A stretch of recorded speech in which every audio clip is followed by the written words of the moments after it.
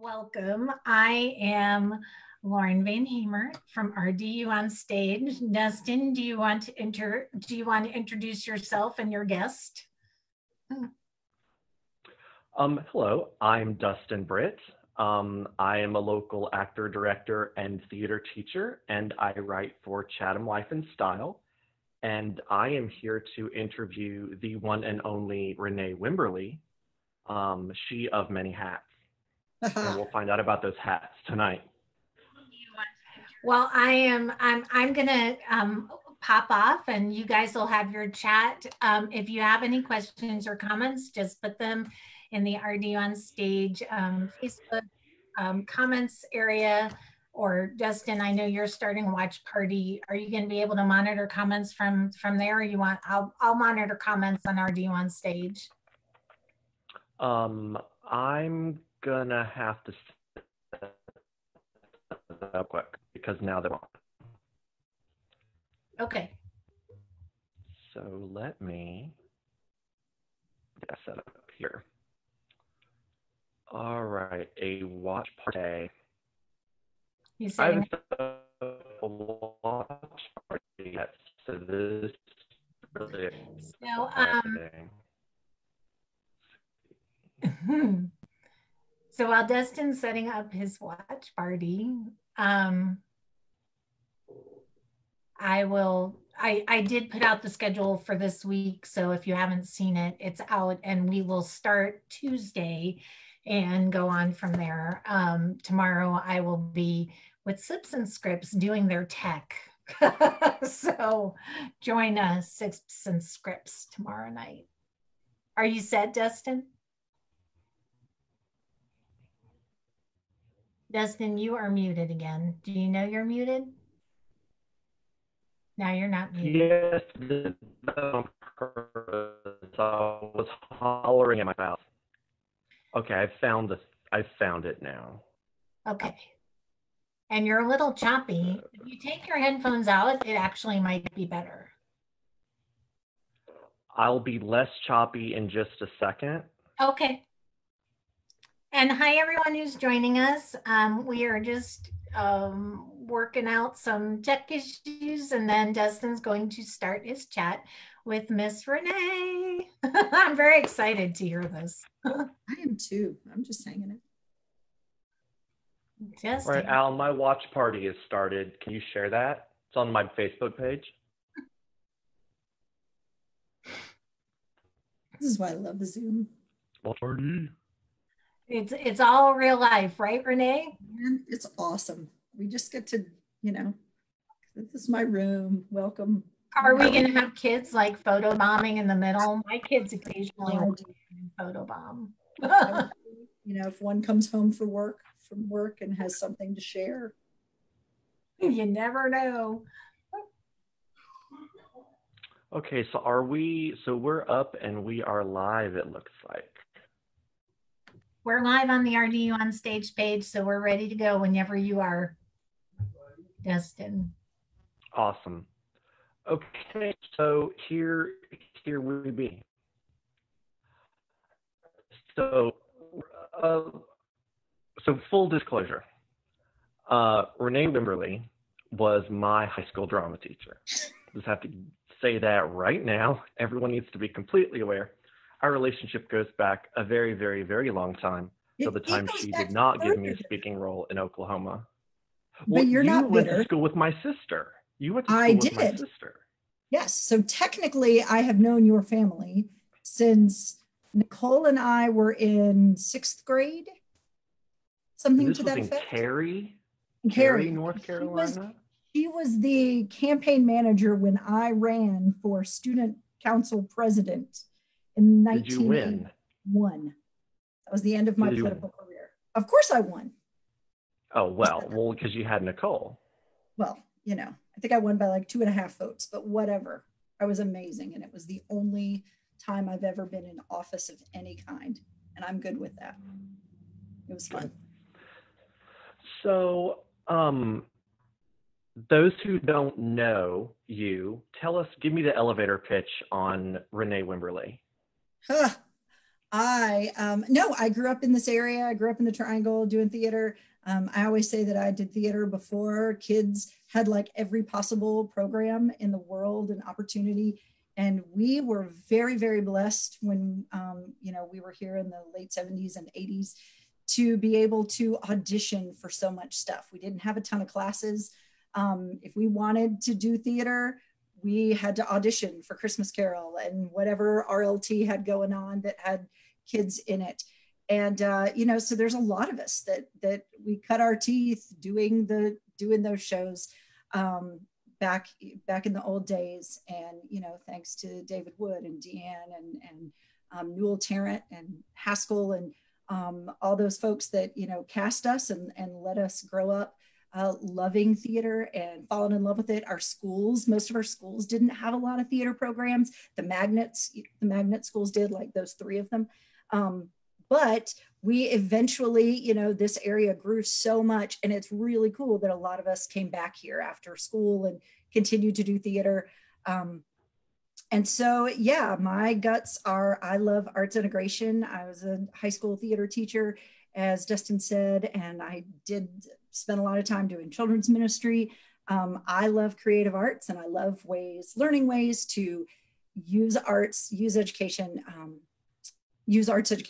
to teach kids about math and science and all of those other things, because I would have been really smart at that school if I was a little kid.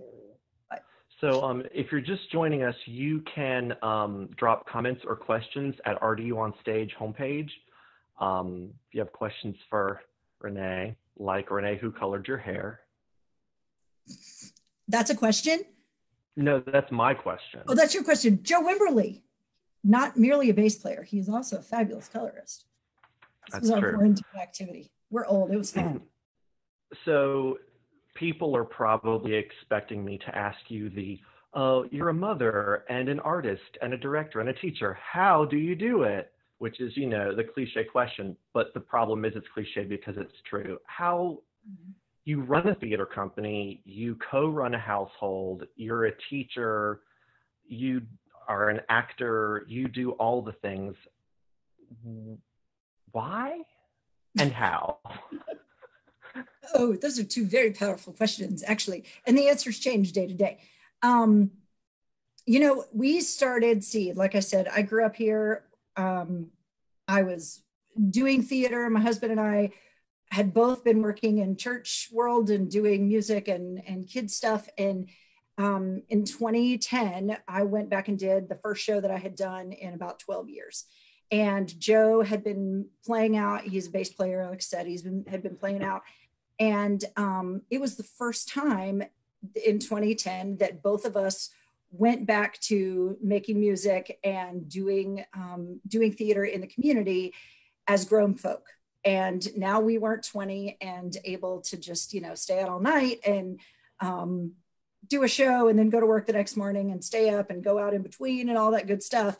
Now we had 3 small babies, and we're like, oh crap, how do people do this? Especially when you really like each other. And, there have been plenty of times that he's been playing a show that I didn't get to see, and vice versa, because he plays a lot of stuff around. And so I have learned that, first of all, I don't always do it right. And if my family, is watching and they say amen in the comments, that's the real deal, because it's hard. And so one of the things that I have learned is, and I've really learned it in quarantine, is figuring out there are jobs that only I can do, and there are jobs that anybody else can do, and a whole lot of people can do better than me.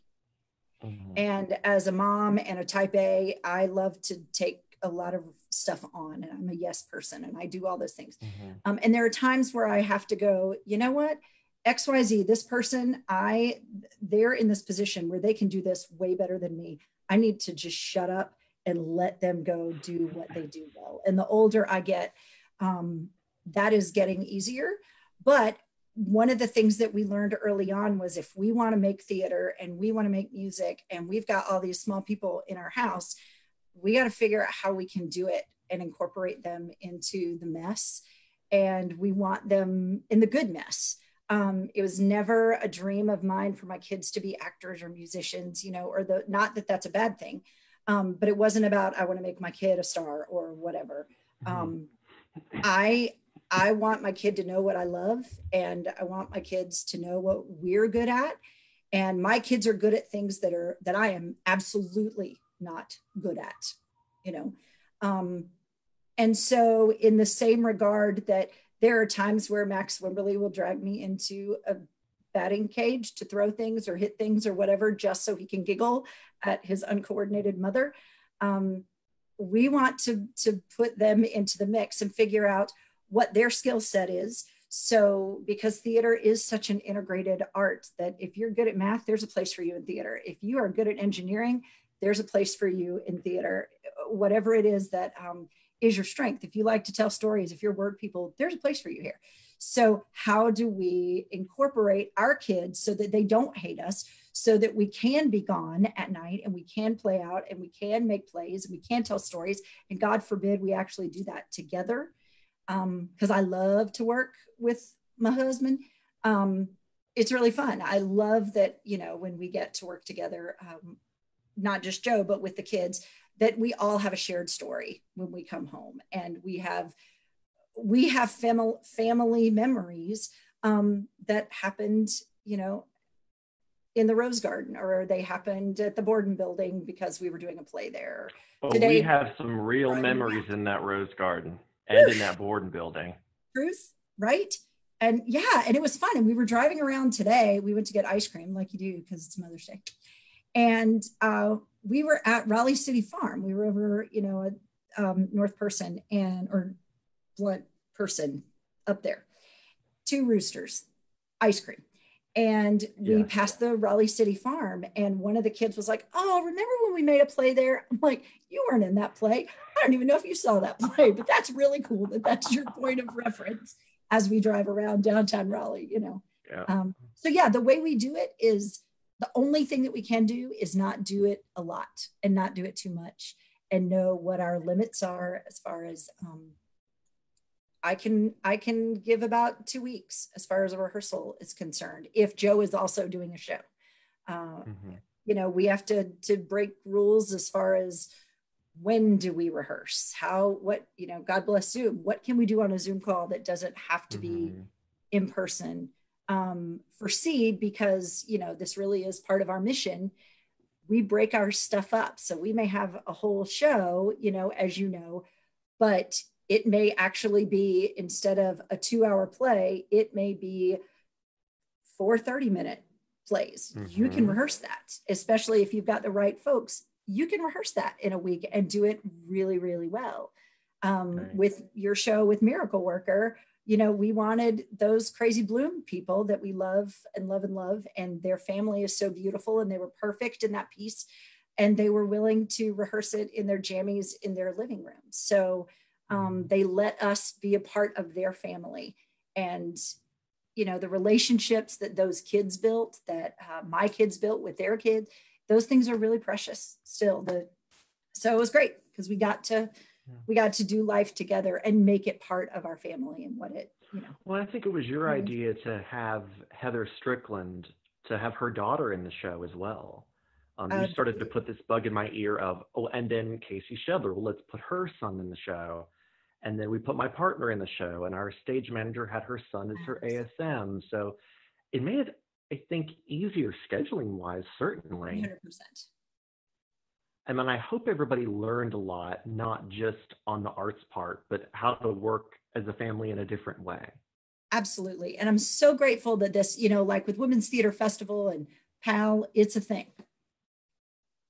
How do you, so Seed Art Share provides something called Share the Show.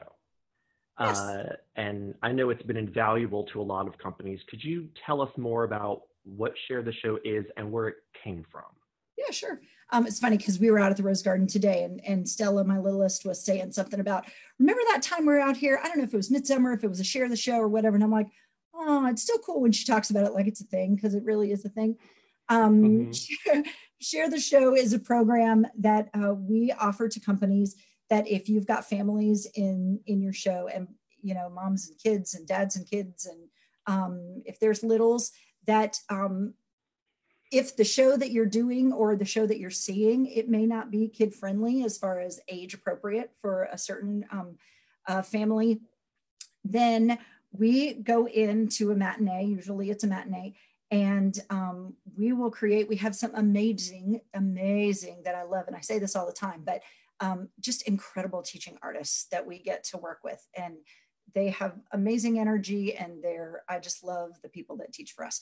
That will go in and create a curriculum that fits whatever themes the show has.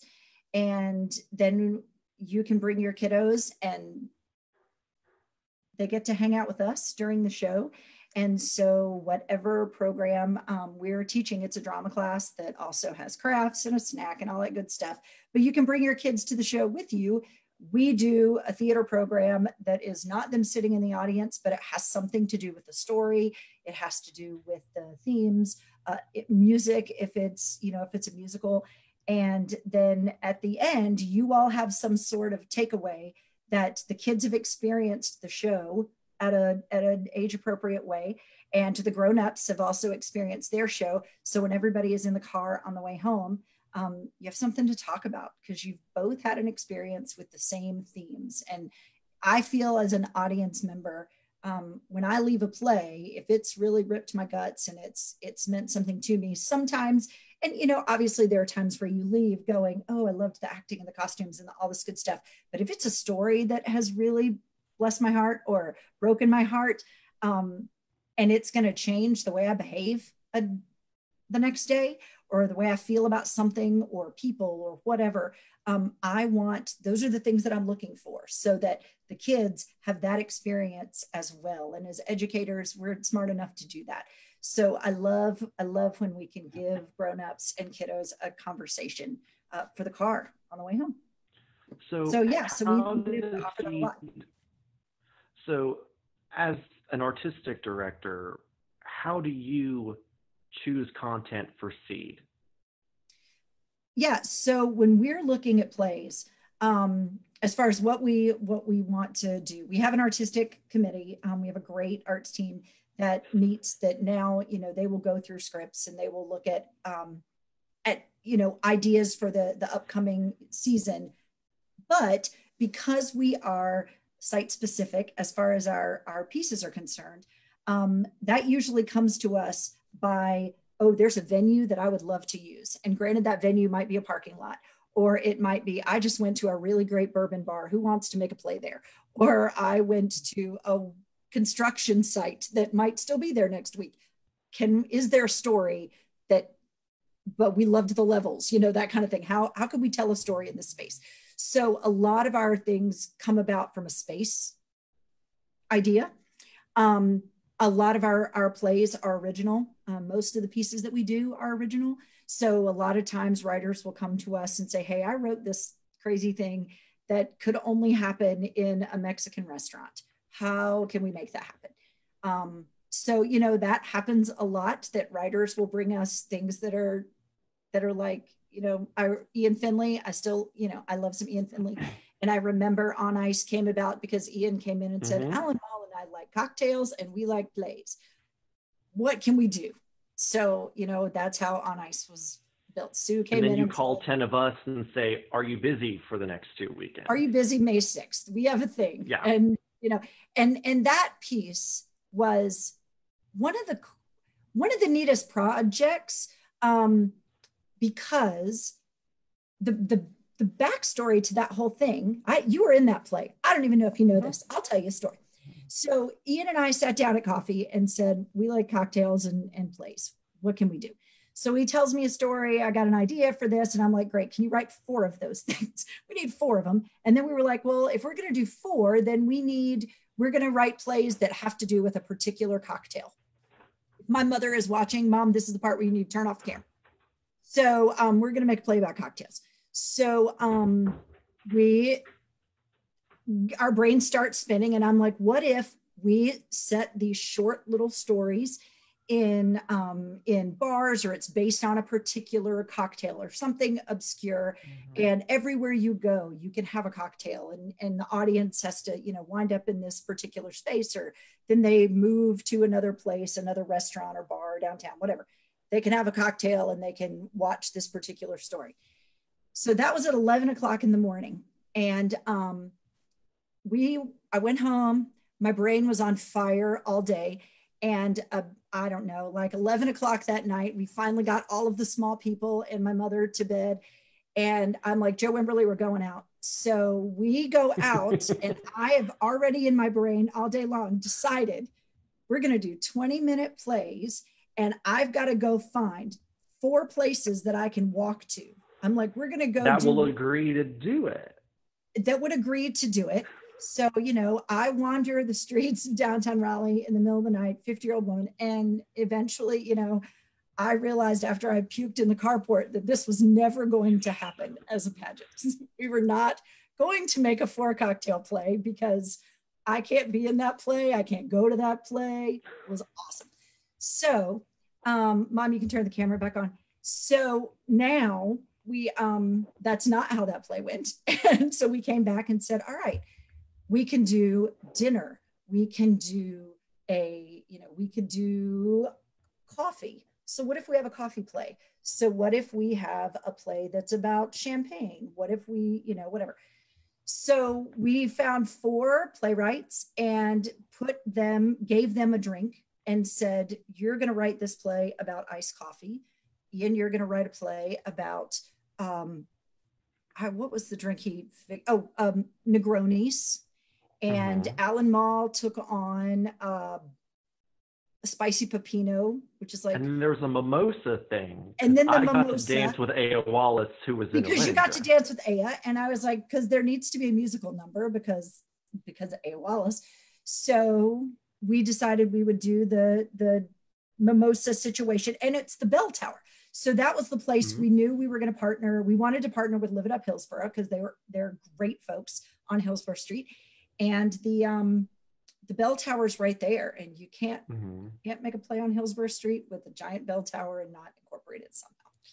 So we were like, we need to have a wedding up in the bell tower. And so that was Mimosas, and it's A. Wallace. So it's going to get to be a musical, and there's got to be dancing, and that's how that's going to go. So we told the playwrights what their drink was. We didn't tell them anything else. We just said, we need you to write like a 15, 20-minute play that has to do with this particular drink, knowing that the audience could drink this drink while they are in the space. And that's all we knew. We had no overriding theme. We had no title. We had nothing. And so then we all met together with the playwrights. They had not read each other's plays. I had not seen their plays. I didn't know anything about their pieces. And we sat in my living room, and they read them to one another. We had given Aya the mimosa piece to spin her choreography brain and musical genius brain on. And what it came about was a wedding. And that's where she came to, you know, okay, this could be a wedding. This is some sort of celebration if there's champagne involved. And so they when they all read their plays and their ideas to one another, I guess we did have dialogue at that point. But when we all read the plays and we had all heard them for the very first time, what we realized was all of these plays are, number one, women driven, and they are all about a woman who is at a crossroads in her life, and that they are on the cusp of something that is about to change. And it was all about the moment before change. And so Jason Gillum, who is a great musician, who was in a giant brain, was in the space. And Jason said, so you've got liquid drinks and you've got things that change.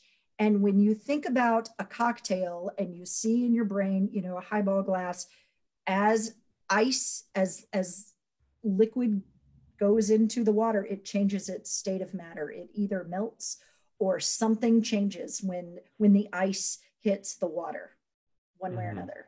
It starts to melt. The state of the liquid itself changes temperature, that kind of thing. So that's where we started with the ice piece. And so then we, sitting in the living room, we wrote the song, Holding Still. Is that the name of the States of Matter? That was the name of the song. So we wrote Holding Still was one of the lines. And so we wrote the song just sitting there then, States of Matter, that had to do with how things change when you're, right at the beginning of something that could change depending on, a decision that you make. And in this case, it was about a woman. All of them had to do with a woman who was taking a risk, who was getting ready to change her own state of matter. And it was cool. They just all kind of fit, but it was exciting that nobody knew what anybody else was doing. And so we all, we got to hear each other's for the first time and go, okay, we're going to find what connects us, and we don't know what it is, but something will happen. And it did. And, some of those pieces we have done out of context since then. And they've just been, great. Rebecca Boston's piece, 5 Cubes, iced coffee. Iced coffee is one of my favorite things I've ever been a part of or seen in my life. And so, those things we've done. Perfect Negroni several times. So so then it's just about finding the right people to tell the story. And when you get people who want to tell the story that have worked together or lived together, or, it's even better. So obviously a lot of this is kind of serendipity and trust and, okay, we're just going to try it. We're going to throw it and hope that it sticks against the wall. That is so different from your career as a high school drama teacher, where nothing can be nearly that spontaneous. I was not teaching in quarantine. This is true. This is very true. So how do you get from, let me back up. How does teaching students in a structured brick and mortar building environment, how does that differ from having to go out and do this in the real world? How are they similar? You know what I love?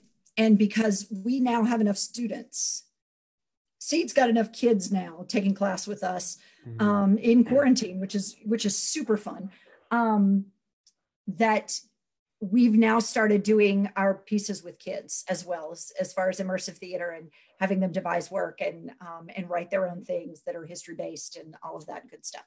And saying to them, hey kids, we're not going to make the play in a theater. And after they go, but wait, and their parents go, but wait, then they go, oh, what do you mean we're going to make a play in the middle of a downtown, or we're going to make a play on a street corner, or, whatever, in a museum. What I love is what Seed has taught me as somebody who is I've probably done like 4 plays outside before this, like in the amphitheater at RLT. Because this was so out of, my box too. Sue Scarborough, that, has worked with all of us, is super smart and was like, hey, let's make a play on a bus. Okay. That's kind of how this started. And what I love is that it teaches you for moments like this, where we're all improvising, that number one, creativity is free. And I feel like as a grown-up, as a mom, as an educator, I teach a lot of improv classes, and I am not an improviser. I love to facilitate because I love to watch kids' brain spin. And I want them to be better writers, and I want them to be makers, and I want them to be problem solvers for the love of all that's good, and not just consumers of video games. I want them to make those things up and figure out how to be the makers. So what I think what Seed has taught me is, number one, for years, we have done theater in so many beautiful, different, creative, wonderful ways. We can still reinvent the wheel. And look at what we have all done in the past 3 months. Why have we never done a Zoom call before? I mean, I want this to still be a thing, right? In another couple of months. I mean, of course, I want to go back to the theater, but I really want to both and. So, because I've seen some beautiful, last night we got to watch Alan's new play with Ariane Mabasher and Supriya, and holy cow, it was gorgeous. And I just sat staring at them going, I'm in love with both of you. It was so it was so great. And because, like I said, creativity is free, but skill is skill. And they are beautiful actors that could still play characters, and they can still talk and listen, and they can still have these experiences on screen, because that's what we do as film actors. They could still make me believe them and fight for them and quote them today because it was a beautiful script on a Zoom call at the end of the day. You just acted in something about 2 weeks ago. You were an actor, go figure. You acted in something a couple of weeks ago, and you don't get to act very often outside of obviously teaching, which we're just a series of characters to begin with. Yes. So what was that like? It was fun, and because it was great because I didn't have many lines. So I'm old and I don't like to remember things, but I loved. Tell us the project. Getting to read words. It was a gorgeous piece by Donna Hoke for Women's Theater Festival called Seeds. It's a fabulous script. And Laura Parker and Noelle and Byron. It was a great cast. And Diana was in New York. It was just a beautiful, beautiful piece, and the cast was fabulous. So I love when I have a little tiny part and I get to watch really good acting for a long time. And that's how I look at stuff. So it was great. And I got to read the script during the play. That's cool too, because I'm old. So that part was fun. But yeah, it was great fun. And I got to be a mom, and the mom that I played, she was older than me. Her character was 72. So that I had to go, wow, okay, I can now actually read the age that I think it says on my resume somewhere. But it's okay. It was good fun. And I got to be Byron Jennings' mom, and that was a dream come true. So it just had beautiful dialogue. Yeah, it was just good words and with really strong actors. So that was great fun.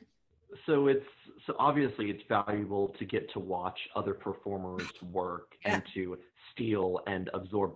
What have you learned from watching the kids? Children actors, or the children I live with? Children actors. Oh, I love when things are fresh for them. Right now, our quarantine classes, it was really important to me to kind of breathe when this whole thing started. And, there was so much content and there's so much great stuff out there. I'm clearly not uber tech savvy. So I needed to kind of sit for a minute and figure out, okay, what are we going to do? How is Seed going to jump into this whole world? And, but again, met with the teaching artists and said, what are things that we could teach online that we're going to not just transition our current classes? Because I was swimming in, how do I transition my current classes to this online format, which, as a teacher is its own thing. How do we create new classes that are going to automatically work on film? And so, we've been teaching knowing that if summer camps happen, a lot of those auditions are going to have to be video.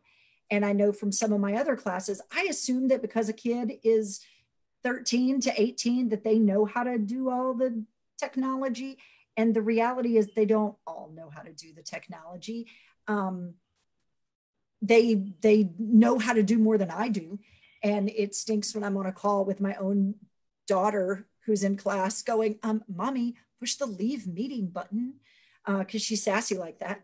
But it's been neat to watch them embrace the online format and the talk and listen, that you're so up close for our theater Seeds immersive, programs where all of our theater is up close and personal. Oh yeah.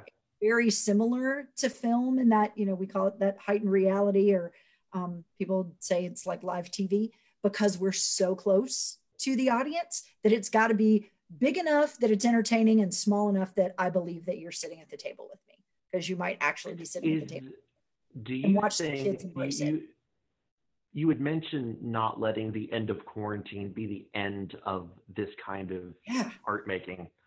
Do you think that this is a way that we might reach audiences that we have not yet otherwise tapped into? Absolutely. Like we got to watch a buddy the other day.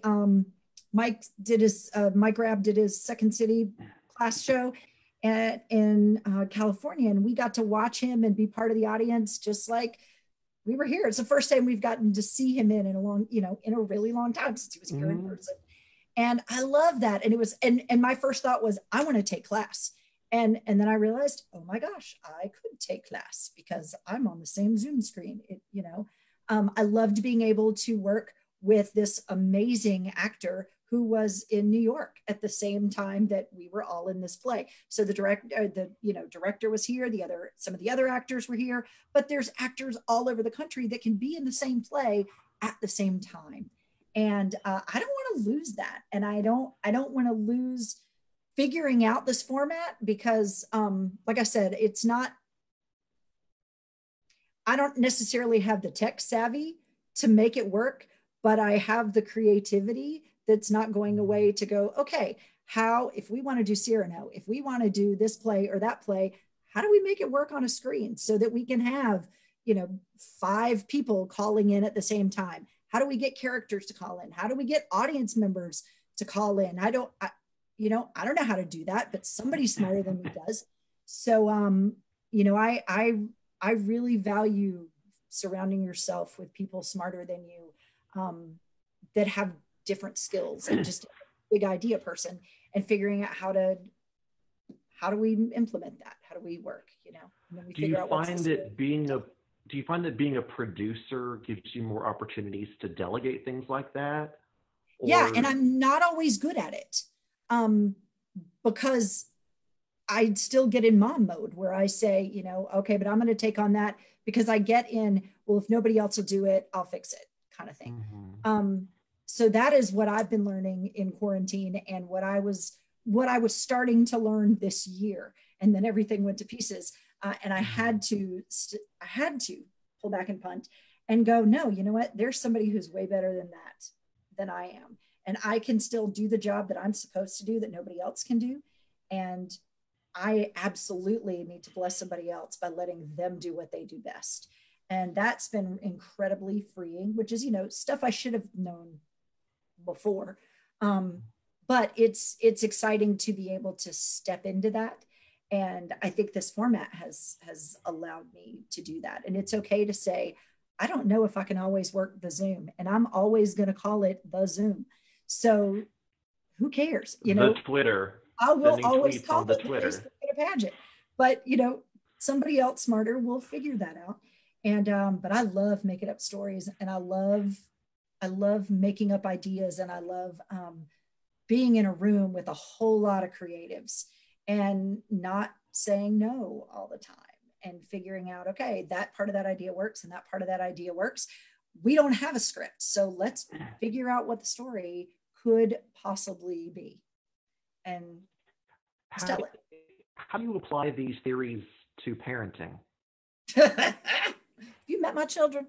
Who says I'm a parent? Yes. No, I am, oh gosh, it's Mother's Day. I'm not as sometimes I'm not as throw spaghetti to the wall as I want to be. Now, a lot of times I have to be, just because my kids are also completely different from one another. But because I've homeschooled for, I don't know how many years. And I've got one that homeschools, one in public, one in private. And then, next year I'm going to have one at home and one in a charter and one in public. We've schooled every way known to mankind. And, both of us taught. Raising my kids to be adults is really important. And I've always felt that way. So I have really great kids, first of all. I'm just going to say that because they have a really cool dad. But I love that my kids, there are a lot of things that they can do that I couldn't do when I was their age. And that has nothing to do with my mom. It's just because that was part of school. When you're homeschooling and you're 7 in my house, you're learning colors. By that, I mean, we're sorting laundry. So, those are things that we can do. And I'm not afraid that my 12-year-old can use power tools because Nora Kelly will put a drill in that child's hand and say, Stella, I need you to go take apart. We are all a family.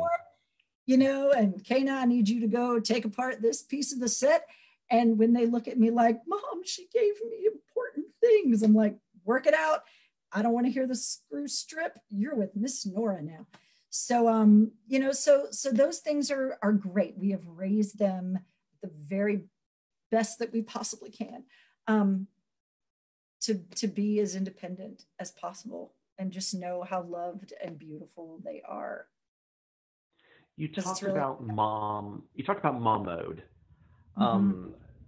So as I parent you too, Dustin. Yes, of course, and I appreciate mom mode.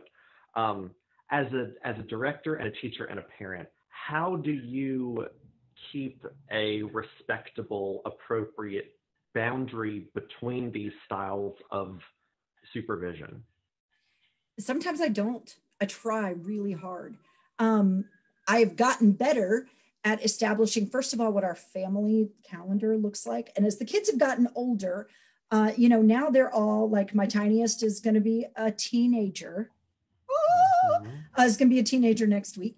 And so, you know, now I have one that drives, and, you know, they're big and they date and they do all these things and they have their own lives. And so sometimes it's about just looking at the calendar and saying, okay, I know that I'm not going to have meetings at this particular time. And with theater, that's really tough, just because our schedules are whenever our schedules are. And night times that's when we rehearse, because everybody's, you know, most everybody's got day jobs, whatever that looks like.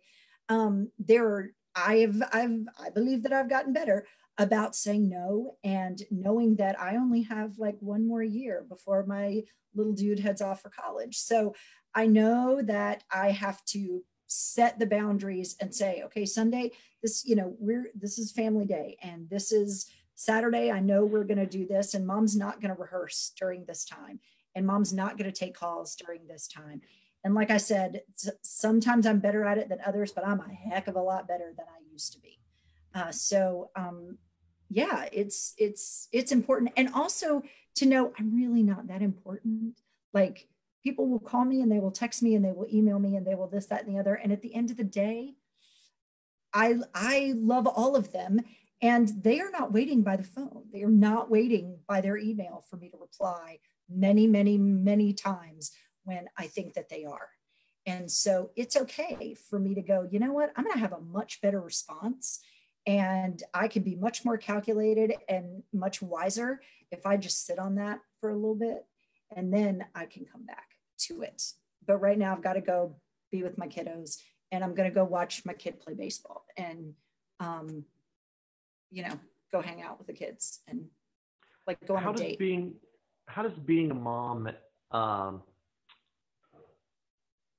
influence the way that you, obviously we know the way it influences the way you make art, but how does it influence the way you think as an artist and as a creative person? How does being a mother change that? You know, I got to be in this play the other day, and that was, you know, it's very cool, because I got to be a mom. Like, I'm finally grown enough that I've like grown into my type, go figure, because I've played the mom since I was, I don't know, 15. So now I finally get to be a mom in a play. And I love when my heart gets to break in a great scene with other actors like that. But I think as a parent, emotions are like this all the time. And it's not just, all of my life is about, I know what, you know, I wake up in the morning with an agenda. I know that this is what my journal says Renee is going to get done. And I'm just going to put it out there and just see who throws darts at it and see how it's going to be everybody else's schedule. Because at the end of the day, I'm still everybody else's ride. And a lot of times I cook dinner, gratefully not every day, because they can do things. But, you know, it's still, as an actor and as a theater maker, it does train your skills, your reflexes, of being able to multitask where you have to be able to care so deeply about a project and about people, and a story, and just want to tell a story so badly, and then be able to let it go because you've got to focus on something else. You've got to put out a fire over here. So as a producer, I put out a whole ton of fires, and it's, I think that's what it is a lot of times, is to be able to go, I'm taking care of this, and this is really fun, and this is really funny. Now my brain's got to jump to this 5 minutes later. The other thing I think, and probably the most important thing, is grace. As a parent, we are really hard on ourselves because we assume that everybody else is hard on us too. And social media doesn't help any of that. But as I say to you, I have really great kids. I'm like, oh, I hope somebody is not watching this, that my kid ticked off this week or is going, no, she doesn't. She's a terrible mother. Because there are days where I'm a really terrible mother. But I am learning. And one of the things that this company has taught me that I love is it's about people, it's about stories and telling stories. But it's always been about relationships, and it's always been about shared experiences. So knowing that is missional from the very beginning, is when somebody comes to me, and this is where people go, this is your biggest problem. When somebody comes to me and says, I just had a really crappy day at work, or I just lost my job, or there's no way I'm going to be able to get to rehearsal. I've got to do this, and I know I told you that I would, and I know this, that your mom gut has to go, yep, and that's really going to inconvenience me and a whole lot of people. And you know what? I just have to love you enough to go, okay, cool, because I love you and I trust you, and I have to trust that the people that we hire, the people that we work with, know that it's a safe place to screw up. And that's what I always want for my kids, is that they have a safe place to screw up, because I screw up all the time. And I have to be in a place where I know people are going to give me grace and say, you know what, it's okay, because you're not the sum of your stupid mistakes or whatever, So, and I think because of those relationships, that's how we can make a play in a week. Does that make sense? Oh yeah. What kind of stories are speaking to kids? Like when you do an activity and you have your students come up with a play or improvise a scene, what's speaking to them? How can we create stories in theater that speaks to young people?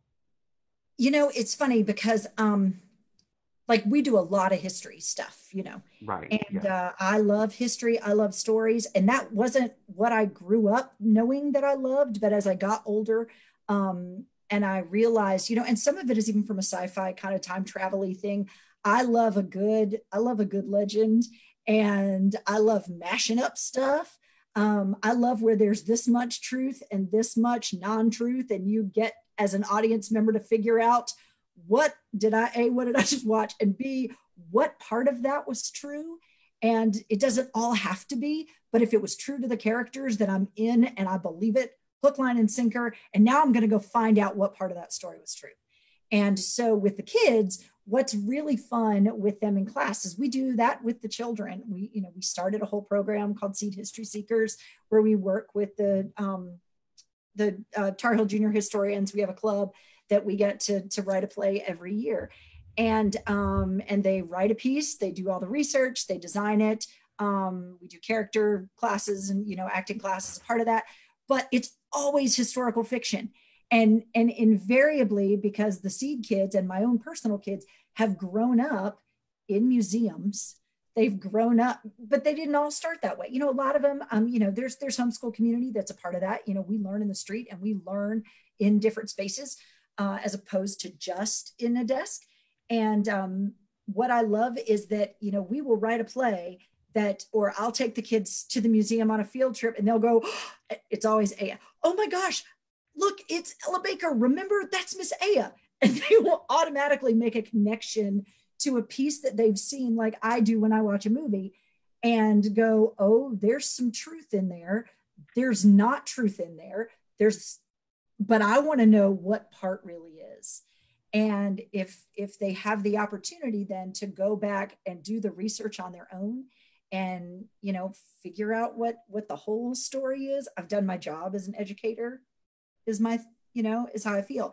And they enjoy that. And I love watching their brains light up when they're somewhere and they recognize a name, or they recognize a period or the name of a ship or whatever, and go, ooh, I want to know the whole story behind that. So I have enjoyed that, having grown up in this area, getting to tell local North Carolina stories, Raleigh stories, you know, and somewhere in the middle is the truth. And then you get to go figure out the rest of the story. And I think that's fun.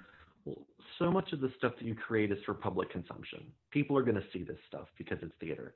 Is there anything that you, Renee, do creatively that's just for you, that no one else sees? You know, I used to sing a lot, and it's funny because I don't sing much anymore. You know, when I think about in college, I sang every single day, and that was a million years ago. And I don't do that anymore. So I will teach classes where I'm singing with kids, or I'm, you know, doing warm-ups or that kind of thing. But just as an actor, I don't get to play, you know, like you said, I don't get to play a whole lot. So every once in a while, I will just like shut myself up in my room and tell everybody to turn on something else. Mommy's gonna sing, and just have that time and let it suck or let it be okay. And, you know, sometimes I'll record it and sometimes I'll send it to somebody and go, okay, fix this. But I have to do that because that's, you know, just for fun, just for me. Yeah, I think that's probably it. I like to make stuff. When do you know if the thing you've made is successful? Oh, you know, I don't make any money. So, and I stopped caring. Most of the time I stopped caring. When I can watch people breathe a story, and again, a lot of the stuff that we do, again, is historical fiction. So when somebody walks away and goes, oh, that was a silly play, you know, whatever, that was a play about dragons or aliens, or that was about Sir Walter Raleigh time traveling to the 90s on Twitter, you know, whatever. But then they still remember Sir Walter Raleigh, and they still want to know stories about him, and they still want to do the research. And again, it comes from the kids, you know, a lot. Gosh, I remember when I was walking down the street downtown and the big statue of Sir Walter Raleigh, and one of my kids was itty bitty at the time and went, oh, Mommy, it's Mr. George. And I was like, I'm sorry. George Labsor, of course. Oh, it's Sir Walter Raleigh, pumpkin. No, it's Mr. George. You know, so they know everybody from the random historical people that they have seen them play. But at the end of the day, you can look at that and go, okay, well, that was just a silly museum play or whatever.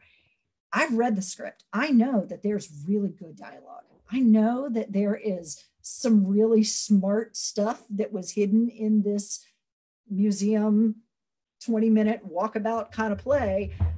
To me, that's still a real piece.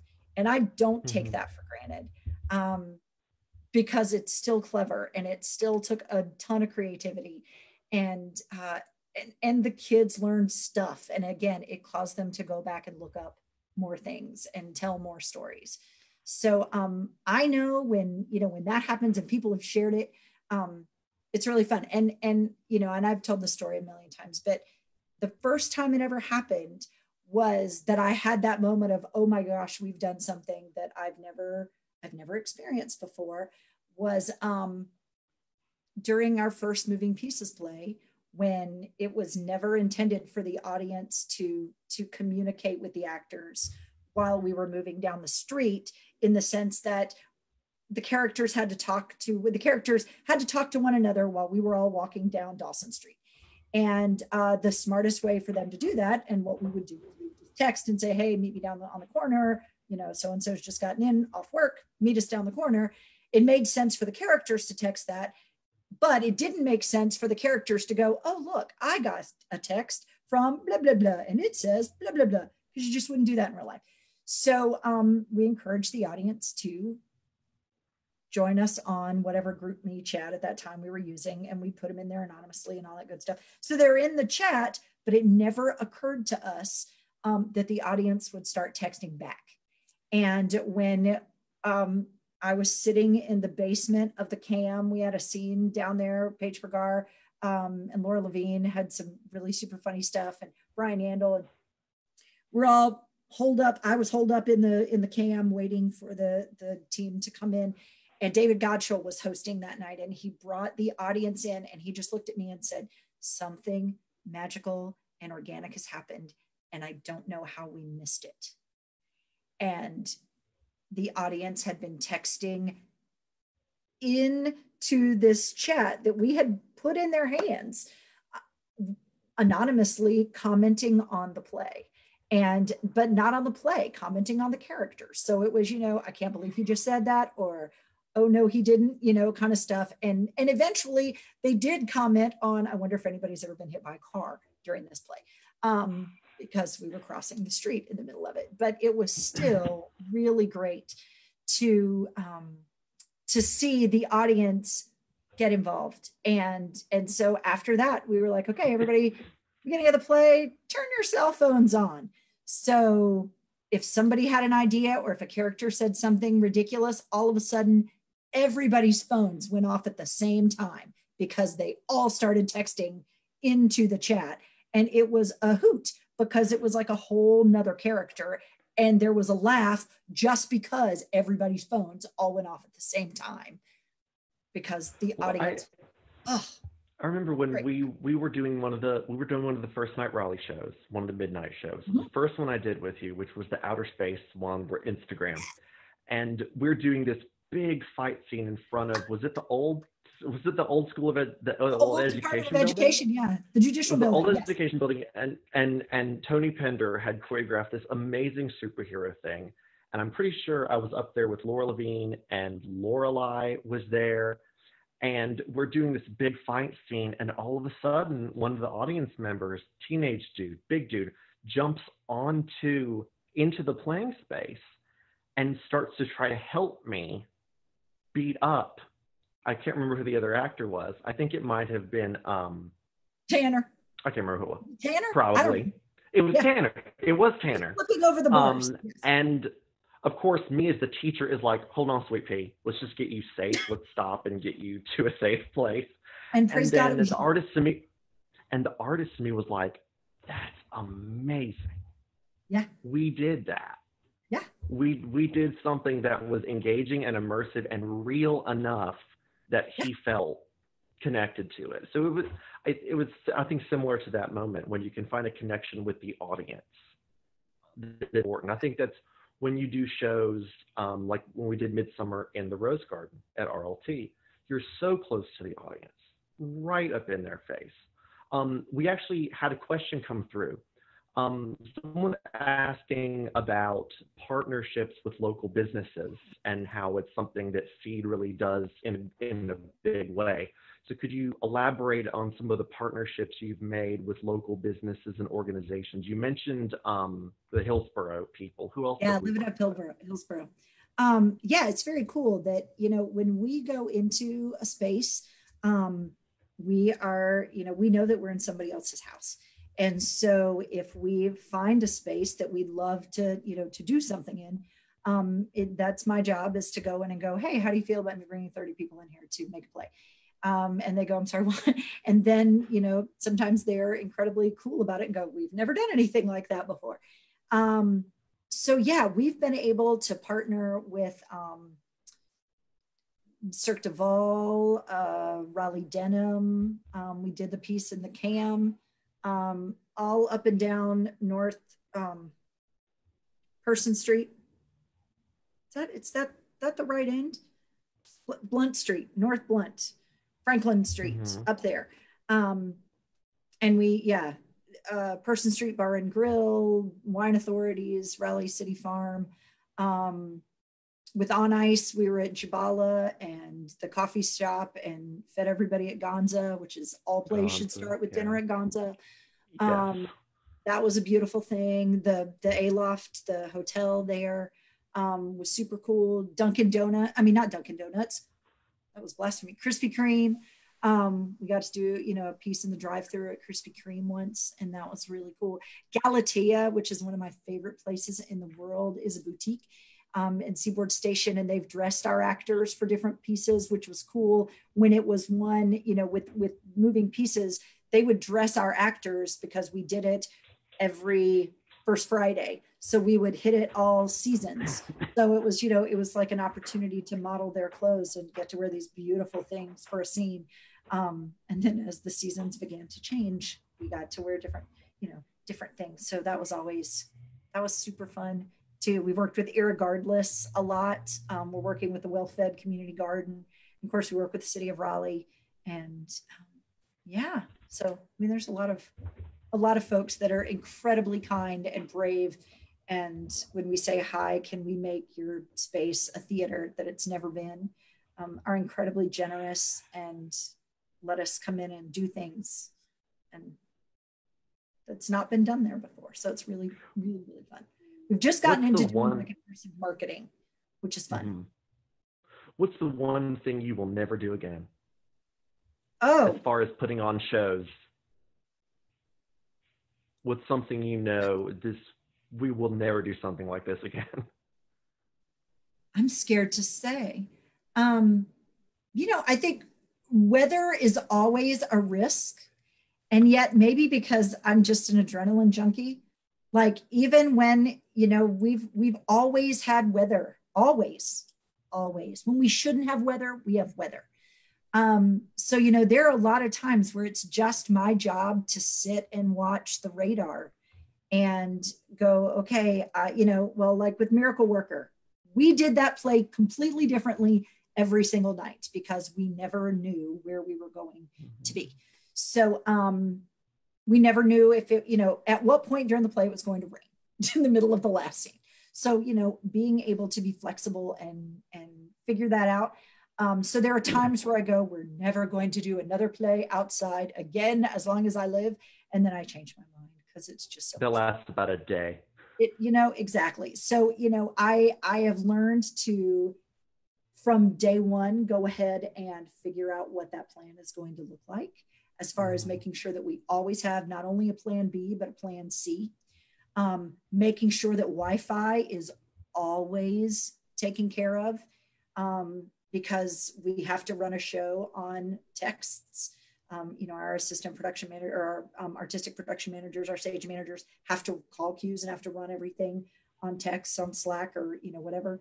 Hotspots have saved us a few times. Dude, amen. So yeah, that kind of thing, being able to think ahead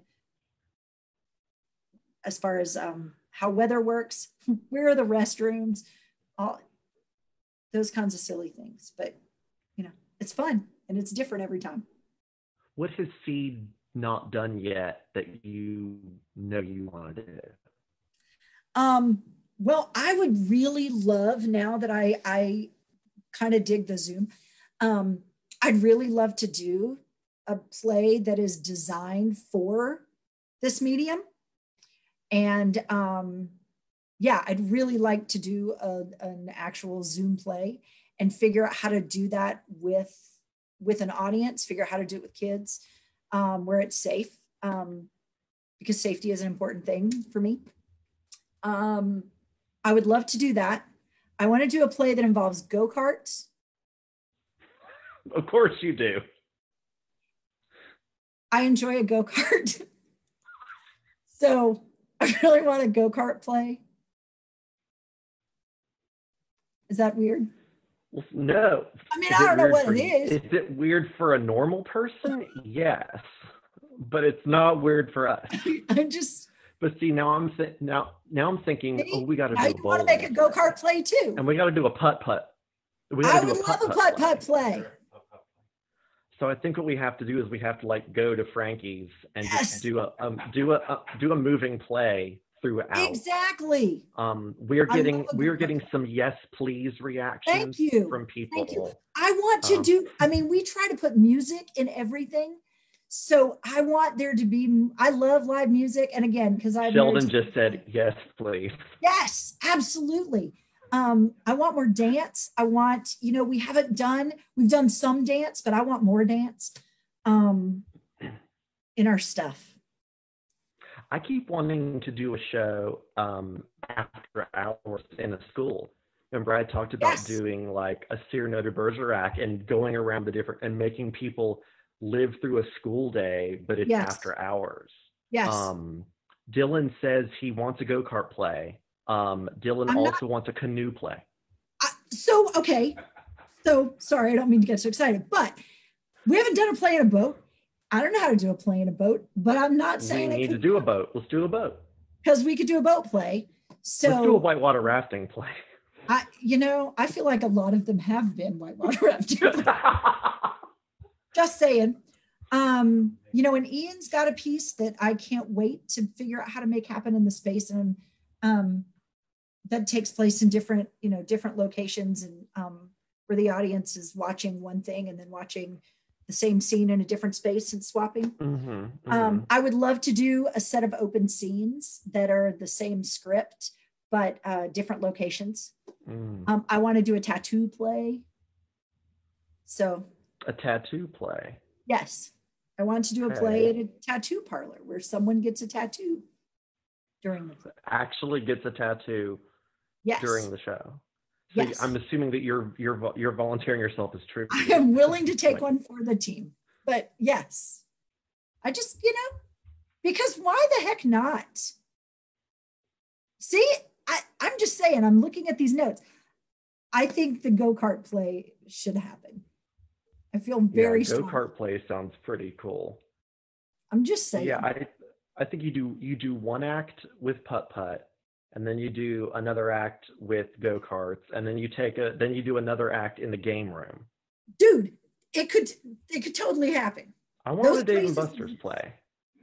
Okay, I want to be in this play. Oh, we're getting a no to putt-putt. But it can happen. I love it. Yes, there's a lot of possibilities here. I think it's fun. Because at no point in my theater career pre-seed would I have ever in a million years thought that this could be a thing. Like, at no point would I've ever sat in a production meeting, as I did. We were working on a Peter Rabbit script. We've got a Peter Rabbit piece that got canceled because of the COVID, but we're going to get to do it eventually. I swear, little children, if any of you are watching, we're going to make a Peter Rabbit play. Miana White, oh my stars, Miana White is Peter Rabbit. Mm-hmm. Oh, that's she's cute. So stinking that's good. Really cute.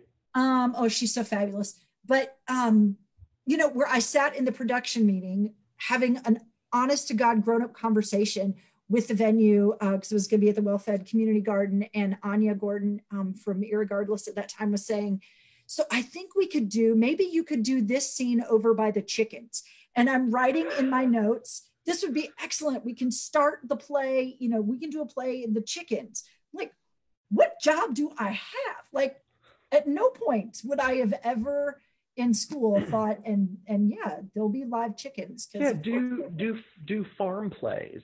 Yeah, you could have people write a play. Yeah, do a good farm play. I'd like to do Charlotte's Web in a barn. And then you milk a goat at the farm play. Why not? Talk about a Another takeaway. one I want to do, that this was not my idea. None of these ideas are ever mine. But I would except the go-kart.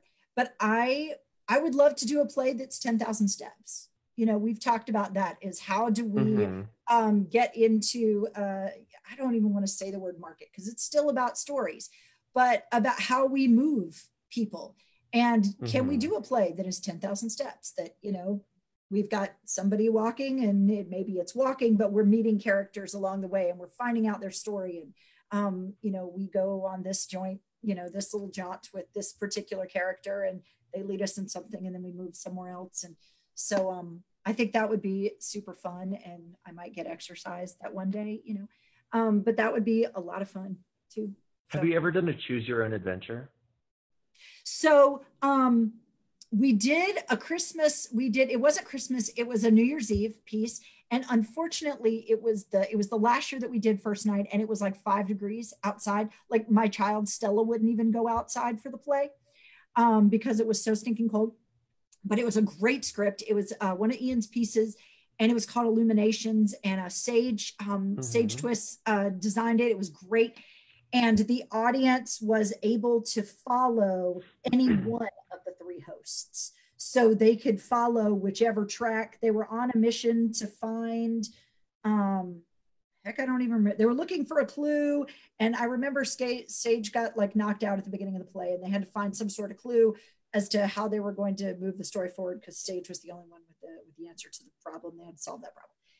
So they all followed the audience through the footprint of first night and met up with these different characters. So that was really fun to plan from a traffic pattern standpoint, you know, to figure out what the tracks were going to look like as to where the audience had to go. And like I said, you could choose who you were going to follow. So you found all different things, you know, it was still the same stuff, but you found it in different orders. And then you wound up meeting the audience back. So you didn't, you know, which a lot of immersive theater runs that way. So you get to split up with the people that you came with. If you choose to do so. And, you know, it was really neat. And that it was so bloody cold. That's what I won't do. I will never do a play when it's 20 degrees outside. But it was fun to figure out, it was fun to see where the spaces were, you know, to go, okay, we can't put this scene here because there's a wind tunnel and we're going to freeze to death during this part of the play. So we've got to move that, but we didn't know that it was going to be 20 degrees. So you got to fix it on the spot. And like I said, there's a lot of that fixing on the spot that I really dig. I am reading this note. Byron is producing a play in his head as he speaks. He is all up in a putt-putt dance pageant. I am all in for a putt-putt musical. We have not made a putt-putt pageant. The putt-putt pageant. I feel very strongly about a putt-putt pageant. One of the things I love, Renee, is that you never say production or play. You say a pageant. No, Rob Jenkins. I have my own theory as to why. Can you explain why you say pageant, other than the fact that it's cute? Because it's cute. Because I'm pretty sure it was Rob Jenkins that we were doing a show. And of course, he was, because at the time he was like teaching 2nd grade drama, and I was teaching you. And so we just thought pageant was a funny word, and we would say, I hate the word skit. So people would say, oh, let's make a skit, and I'm go oh, because I'm way too sophisticated for that. And I'm way too sophisticated for pageants because I think it's a dumb word. And now that is the only word that I use. Well, I feel like it might be Shakespeare, when I think, still a pageant. True. When I think of pageant, I think it has to be sparkly and, of course it does. and gay and glamorous. And what show doesn't? And Absolutely. Big hair. Every piece of theater needs to be glamorous, gay, and have big hair. I think I love the word pageant because I cannot take myself seriously when I say it. And it maybe that's the lesson here. Because I think what we do is so ridiculously important. And I say this to my colleagues, I want us to embrace this time, you know, where we are, and give ourselves grace to grieve and to breathe and to make stuff up, but not feel, you know, so rushed to do it. But sometimes we don't take ourselves seriously enough and recognize what a value that we bring as artists.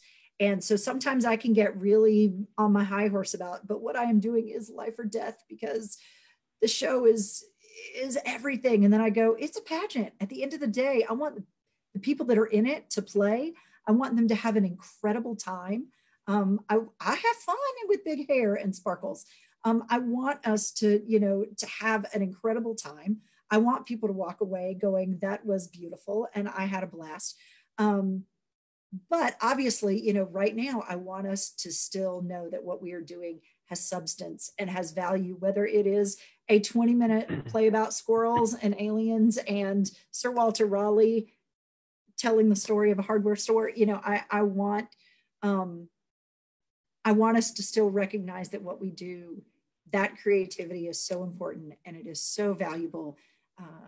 And yet at the same time, I want to have a really good time because and this is why you are massively loved and adored by all. Oh, I'm so grateful. So Our I'm people. going to take one last call for any questions that anybody might have for Renee. And Renee, I want to ask, where can people learn more about Seed, and how can they support Seed in any variety of ways? Yeah. We are always looking for creatives to come make stuff up with us at whatever that looks like for you. And you can find all of our information on seedartshare.org. We always, everybody needs money. As far as, and again, what we do is really important. So pageant or not, it is important. And our administrative staff, is me and volunteers on our board and that kind of thing. And we are volunteers.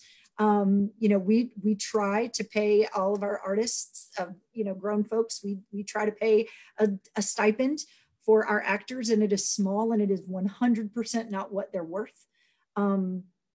Because again, if I'm going to do a play about whatever, whether it is Miracle Worker or, if it is Shakespeare or it is a 90-minute play about squirrels in a museum, and I've only got 5 rehearsals, they have to be really good actors, and not just good actors. They have to be good people that are fun to be around, that I know I can trust them when the building catches on fire, or when bats fly into the scene, or a truck drives through. We've got to be able to have the best folks working with us that we can.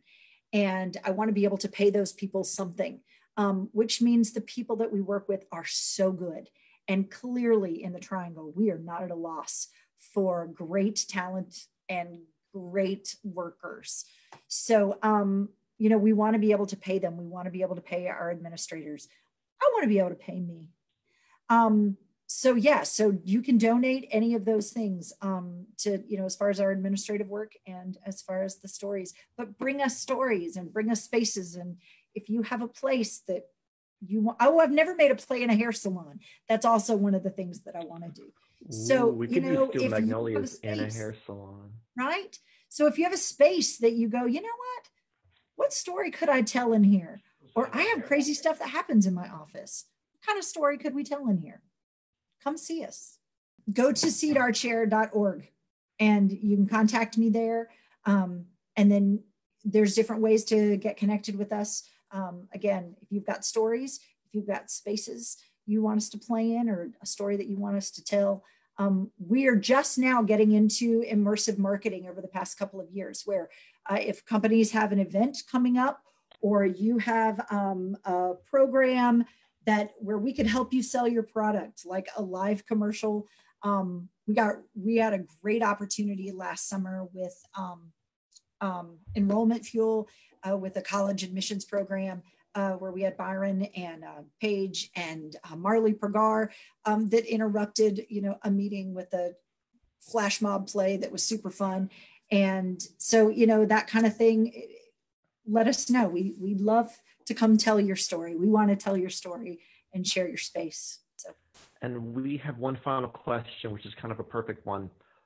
Anything exciting that Seed has got coming up soon that you want to plug? Yeah. We are still, I don't know, who knows about this quarantine situation, but we're looking at, we've got a couple of shows for next year that are already, Lord willing, all of that is going to work out. We are planning to reboot the Midsummer, and I'm very excited about it. Yes, I know. And rebooting Midsummer, and we're looking at constellations, hopefully. We will get to do constellations with 2 beautiful, beautiful actors. So, yeah. Nice. So, yeah. And then, we do whatever history pieces we have the opportunity to do.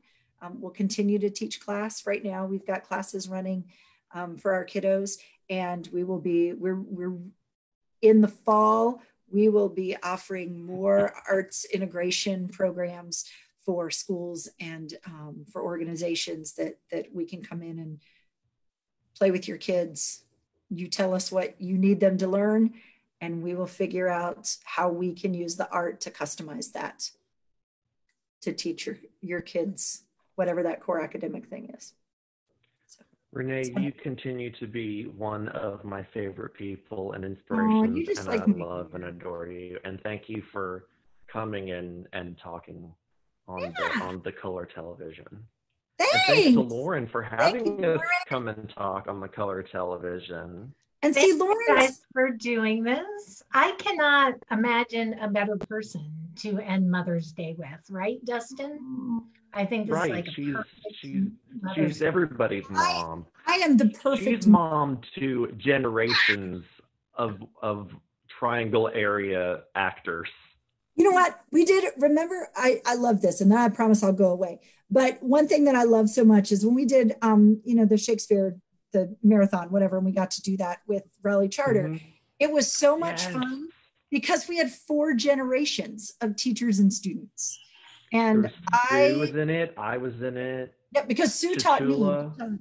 Yeah. And all my littles. And so I love watching my kids teach you're my kid, but you get to teach my real life kids, my little people. And, it's great. It's good. So if I screw up, I can say it's your fault anyway. It's because your drama teacher sucked. Yeah. I love that. That's good. Great. Thanks, Or when Renee. you win Happy a Mother's Tony, Day. or when you win your Tony, you can say, "I owe it all to my drama teacher, Renee." Somebody say that one day, please. I will. We talk about And Josh. happy Josh Mother's Day to you also, Lauren. Yeah. Well, thank you. I got to work with your kid. I know. Yes. That's how I met both of you, is you were so gracious to Josh. You had him. Oh, wait, Josh is smarter than me. He was awesome. And he built the pump for Miracle Worker. And We're doing Miracle Worker. We need a pump. We need an engineer. And we have this. Yes, he still talks about the pump. He was very proud of the pump. He should be proud of it. Worker. But thank you both. This was wonderful. I love these one-on-one chats because I get to be a fly on the wall and listen and learn, and it's very exciting. So thank you, Dustin, for doing it. Thank you, Renee. This was great. We're taking tomorrow off, not really, but kind of, to help Sips and Scripts with their second installment of Sips and Scripts this month. So I'll be on with them tomorrow night. And then love them. Yeah, they're wonderful. She's just so great at nurturing new work and emerging artists. It's really exciting. And then Tuesday, I'll be on with Sam Hamashima, who is a not really local playwright anymore. He's kind of exploded onto the playwriting scene, but he's from Raleigh, so we'll get to chat with him as well. So thank you guys, and take care, stay safe and healthy. And Renee, hopefully we will see you guys this summer doing some seed work. Dustin, I know I'll see you somewhere down the pike if theater ever opens again. I'm always around. Always around. And thank you for sending Rachel and Emery to cover my drag queen story hour. I thought it was so fun. We got a review. Yeah, RDU on Stage got a review from Chatham Life and Style. That's fantastic. It was quite a thing. In what virtual world does that happen? So I love that. Emery review, which is the best. Emery is I hate to say this because, it is my competition, but Emery is He's the best critic in the Triangle. Fantastic. He is my favorite reviewer in the Triangle. And if you don't know who Emery is, Rachel Gaston and her son Emery write these fantastic mother-son reviews for Chatham Life and Style, and you should really read them because Emery is unfiltered and raw and just lays it all out there. So. He's very seven. We are doing the show with WTF. We're figuring out, Joanne and I are figuring out how we're going to do Share the Show for their virtual festival. And Emery did our show last year and he was a rock star. So yeah, so hopefully he'll get to be in whatever pageant we put on the Zoom. He is a rock star. And so are you, Dustin. And thank you, Renee. I love this so much. And everyone, I will see you on Tuesday and join me for Sips and Scripts tomorrow with Yvette, because she's the bomb when it comes to new work and new playwrights. And I think they're reading 8 or 9 plays or something like that. So Bye. Thanks, guys. Bye. Oh, bye. Happy Mother's Day.